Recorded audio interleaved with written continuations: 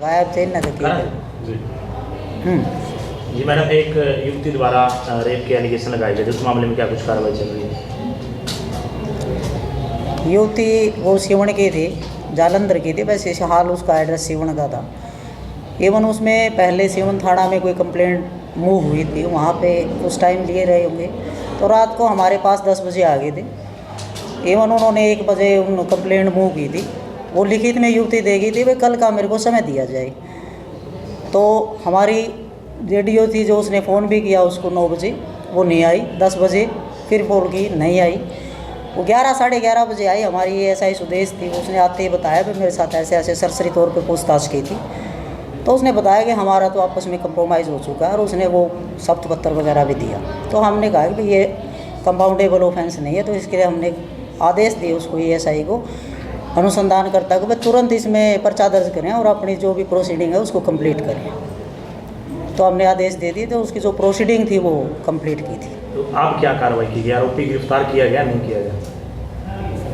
अब आरोपी गिरफ्तार है इसमें। कुल कितने आरोपी हैं मैम? कुल इसमें दूसरे आरोपी के अभी रोल क्या आएंगे वो आदेश के अकॉर्डिंग देखा जाएगा। वैसे 2 आरोपी हैं इसमें कुल।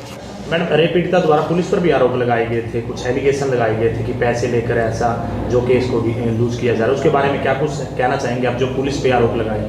जैसे उसमें बतलाया था कि भाई देखो, आरोप प्रत्यारोप तो पता नहीं कैसे पब्लिक की तरफ से या किसी की तरफ से लगते रहते हैं, क्योंकि पुलिस के पास हमेशा 2 पार्टी आती है और 2 में से पुलिस जोर लगाती है दोनों को संतुष्ट करने की। लेकिन फिर भी बाकायदा पुलिस के पास 2 पार्टी आने के बाद एक पार्टी कहीं न कहीं असंतुष्ट रह ही जाती है।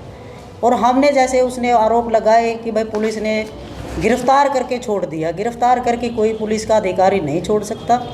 लेकिन इसके बाद फिर भी जो उसने पीड़िता ने हमारे सामने पर्चा दर्ज करवाने के बाद उसने मेडिकल करवाया, मेडिकल डॉक्टर साहब के सामने बिल्कुल उसके जीजा ने, और उसने लिख के दिया भाई मेरे साथ कोई गलत काम नहीं हुआ और मैं अपना मेडिकल परीक्षण नहीं करवाना चाहती।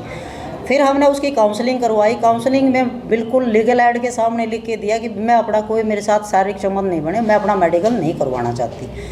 तो इस बारे में हमारे साथ क्या था कि वो लड़का हमारे साथ सिवण थाने वाले छोड़ के गए थे, तो इनलीगल कस्टडी बढ़ती जा रही थी। हमने ये उच्च अधिकारियों के संज्ञान में लाया और पूछा कि भाई आदेश, आगे के आदेश क्या हैं। तो हमने सोचा कि जब गिरफ्तारी के आदेश या गिरफ्तारी के तथ्य हमारी फाइल पे नहीं आते, तो पुलिस को इतना अधिकार नहीं है कि हम किसी को गलत अरेस्ट करें। तो हमने उसको उनके वारिसान को सौंप दिया था, भाई ये कह के कि ज़रूरत पड़े तो आप इसको ले आना। तो जैसे जैसे ये बात तूल पकड़ी या उसने जैसे ही एलिगेशंस उस पर लगाए, अभी बयान बाकी थे, तो मेडिकल का एलिगेशंस लगाया, हमने डॉक्टर साहब के सामने पेश की थी। वहाँ पुलिस का कोई प्रेशर नहीं होता, भाई बयान करवाए, मेडिकल करवाए, काउंसलिंग करवाए, थाने से बाहर किसी का कोई प्रेशर नहीं होता। तो इसलिए उसने जब दोबारा से उसने नेक्स्ट डे उसने बयान करवाए, तो उसने बयान उसके अगेंस्ट दे दिए। और फिर हमने उसका मेडिकल भी कहा, तो उसने मेडिकल भी करवाया, तो उसने मेडिकल करवा दिया।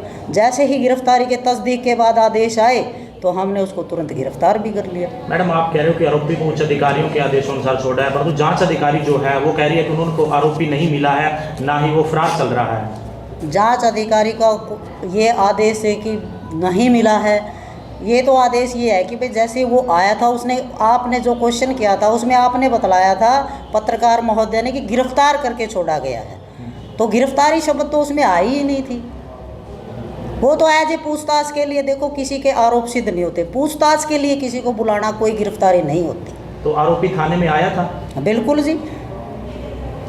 तब तक एफआईआर नहीं हुई? हाँ, तब तक एफआईआर मुँह नहीं हुई थी, वो लिखित में लेके गए थे। एफआईआर कितने बजे हुई थी मैडम?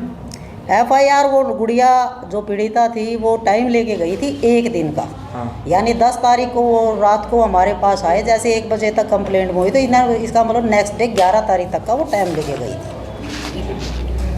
ठीक है।